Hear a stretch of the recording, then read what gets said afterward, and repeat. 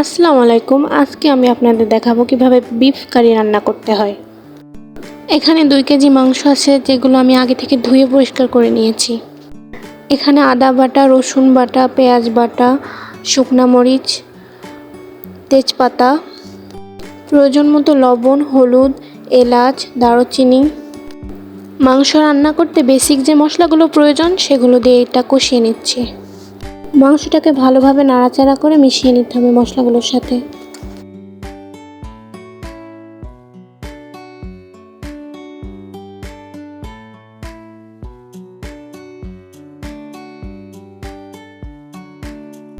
মাংস কষানো হয়ে এসেছে, এখন এখানে পরিমাণ মতো পানি দিয়ে দেব।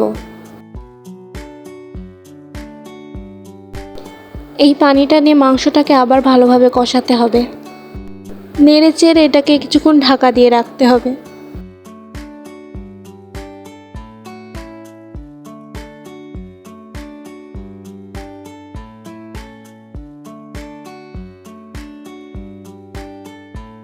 ঢাকনা খুলে আবার এটাকে নেড়ে দেব। খেয়াল রাখতে হবে যাতে নিচে পুড়ে না যায়।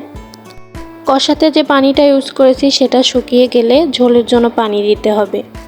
ঝোলটা আপনারা আপনাদের পছন্দ অনুযায়ী দিবেন। যদি বেশি পাতলা করতে চান তাহলে বেশি পানি দিবেন। ঝোলের পানি দেওয়ার সময় আমার ভিডিও করতে খেয়াল ছিল না, এই জন্য আমি দেখাতে পারছি না। ঝোলের পানি দেওয়ার পর সর্বোচ্চ 20 থেকে 30 মিনিট রাখলে মাংসটা সম্পূর্ণ হয়ে যাবে। আজকের মতো ভিডিওটা এই পর্যন্তই। যদি ভিডিওটা ভালো লাগে চ্যানেলটি সাবস্ক্রাইব করে পাশে থাকুন। ধন্যবাদ।